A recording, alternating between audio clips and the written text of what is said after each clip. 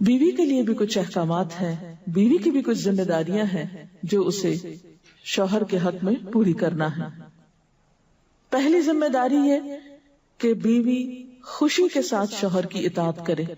قرآن پاک میں نیک عورتوں کی صفت یہ بتائی گئی ہے، فالصالحات قانتات، نیک عورتیں فرما بردار ہوتی ہیں، ایک طرف اللہ کی اطاعت گزار اور دوسری طرف شوہر کی اطاعت گزار۔ شوہر کی اطاعت کے بارے میں ایک حدیث میں آتا ہے، آپ صلی اللہ علیہ وسلم نے فرمایا، دو قسم کے لوگ ایسے ہیں کہ جن کی نمازیں ان کے سروں سے اوپر نہیں جاتی، ایک وہ غلام جو اپنے آقا سے بھاگ جائے جب تک کہ واپس نہ آئے، اور دوسرے وہ بیوی جو اپنے شوہر کی نافرمانی کرے جب تک کہ نافرمانی سے باز نہ آ جائے۔ یہاں تک حکم ہے کہ بیوی شوہر کے معاملے میں کسی دوسرے کی بات نہ مانے، یعنی شادی کے بعد ایک عورت جب شوہر کے گھر چلی جاتی ہے تو پھر شوہر کا حق سب سے بڑا ہو جاتا ہے۔ بعض اوقات ہمارے معاشرے میں ایک طرف شوہر کچھ کہتا ہے، دوسری طرف والدین کچھ کہتے ہیں، تیسری طرف کسی اور کا مشورہ کچھ ہوتا ہے، عورت بیچاری بیچ میں پس جاتی۔ ایسے موقع پر عورت کے لیے کیا لازم ہے، اس کی پرائرٹی کیا ہوگی کہ وہ اپنے شوہر کی بات مانے۔ عورت کی دوسری بڑی ذمہ داری اپنی آبرو اور عزت و عصمت کی حفاظت ہے۔ عورت کوئی ایسا کام نہ کرے جس سے اس کی عفت و عصمت پر کچھ حرف پائے۔ ازدواجی زندگی کی خوشی کا راز باہم ایک دوسرے پر اعتماد ہے۔ اگر کوئی بھی ایسا کام عورت کرتی ہے جس سے شوہر کے دل میں شک ہو جاتا ہے، اعتماد ختم ہو جاتا ہے، تو اس سے ازدواجی زندگی کی خوشیاں ختم ہو جاتی ہیں۔ یہ اعتماد بے حد ضروری ہے، اور اس کے لیے اپنی عزت عصمت کی خصوصی حفاظت۔ نبی صلی اللہ علیہ وسلم نے فرمایا، عورت جب 5 وقت کی نماز پڑھے، اپنی آبرو کی حفاظت کرے، اپنے شوہر کی فرما بردار رہے، تو وہ جنت کے جس دروازے سے چاہے داخل ہو جائے۔ اسی لیے شوہر کی اجازت اور مرضی کے بغیر گھر سے بھی نہیں نکلنا چاہیے۔ حضرت معاذ بن جبل کہتے ہیں کہ نبی صلی اللہ علیہ وسلم نے فرمایا، خدا پر ایمان رکھنے والی عورت کے لیے جائز نہیں کہ وہ اپنے شوہر کے گھر میں کسی ایسے کو آنے دے جس کا آنا شوہر کو پسند نہ ہو، اور وہ ایسی صورت میں گھر سے نکلے جب اس کا نکلنا شوہر کو پسند نہ ہو۔ اطاعت کے علاوہ شوہر کو خوش رکھنا یہ بھی بے حد ضروری ہے۔ نبی صلی اللہ علیہ وسلم نے فرمایا، جس عورت نے اس حال میں انتقال کیا کہ اس کا شوہر اس سے خوش تھا تو وہ جنت میں داخل ہوگی۔ اور عموماً کسی کی خوشی کے لیے انسان اپنے جذبات کی قربانی دیتا ہے، بعض اوقات اپنی سوچ کی قربانی دیتا ہے، بعض اوقات اپنے کسی اور راحت و آرام کی قربانی دیتا ہے۔ تو ایک عورت جب اپنے شوہر کو خوش کرتی ہے تو جواباً اس کے لیے خوشی پلٹتی۔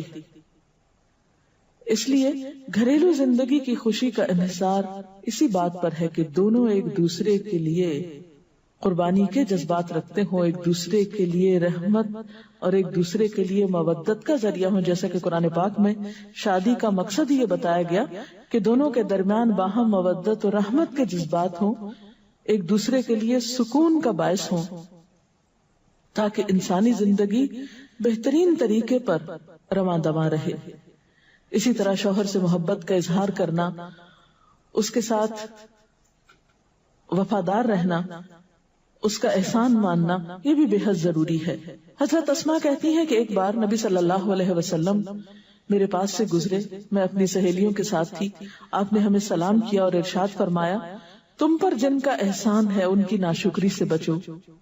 تم میں سے ایک اپنے ماں باپ کے گھر کافی دنوں تک بن بیاہی بیٹھی رہتی ہے، پھر اللہ تعالیٰ اس کو شوہر عطا کرتا ہے، اولاد دیتا ہے، اور ان سارے احسانات کے باوجود اگر کبھی کسی بات پہ شوہر سے ناراض ہوتی ہے تو کہہ اٹھتی ہے، میں نے تو کبھی تمہاری طرف سے کوئی بھلائی دیکھی ہی نہیں۔ یہ جملہ ناشکری کا جملہ ہے جو عورت کو نہیں بولنا چاہیے۔ قیامت کے دن اللہ تعالیٰ اس عورت کی طرف نظر رحمت اٹھا کر نہیں دیکھے گا جو شوہر کی ناشکری ہوگی۔ اور آخری بات یہ کہ عورت کے اوپر لازم ہے کہ وہ اپنے گھر بار، مال و اسباب اور اپنی ذمہ داریوں میں شوہر کی مددگار رہے، شوہر کی وفادار رہے۔ آپ صلی اللہ علیہ وسلم نے فرمایا، قریش کی عورتیں کتنی اچھی عورتیں ہیں جو بچوں پہ بہت مہربان اور شوہر کے گھر بار کی حفاظت کرنے والی ہیں۔ آپ صلی اللہ علیہ وسلم نے ایک اچھی عورت کی خوبیاں بیان کرتے ہوئے فرمایا، مومن کے لیے خوف خدا کے بعد سب سے مفید اور باعث خیر نعمت نیک بیوی ہے۔ نیک بیوی کون سی؟ اس کی کیا تعریف ہے کہ جب شوہر کوئی کام کہے تو خوشی سے کر دے، جب اس پہ نگاہ ڈالے تو اس کو خوش کر دے، اور جب اس کے بھروسے پہ قسم کھا بیٹھے تو قسم پوری کر دے، اور جب کہیں چلا جائے تو اس کے پیچھے اپنی عزت و آبرو کی حفاظت کرے، اور شوہر کے مال اور اسباب میں اس کی خیر خواہ رہے، اس کو ضائع نہ کرے۔ ایک اچھی بیوی کی خوبیاں آپ صلی اللہ علیہ وسلم نے بتائیں۔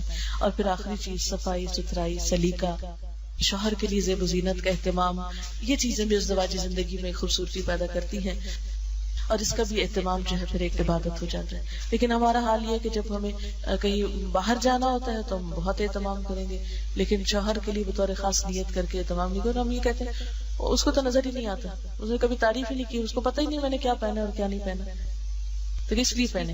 ایک شیطان ہمیں جواز فراہم کر دیتا نا۔ حالانکہ ہر کوئی ڈسکرپٹیو نہیں ہوتا، جس طرح بعض اوقات ہم خواتین بہت ڈسکرپٹیو ہوتی ہیں، اس نے یہ پہنا، اس کا یہ اینگل تھا، یہ ایسا تھا ویسا تھا۔ شوہروں مردوں کی اس طرح کی نظر نہیں ہوتی، پھر ہم ان سے وہ ایکسپیکٹ کرتے ہیں جو ہم خود کر رہے ہوتے ہیں یا خود چاہتے ہیں، وہ اس میں پورے نہیں اترتے تو ہمارے اسٹینڈرڈ سے گر جاتے ہیں۔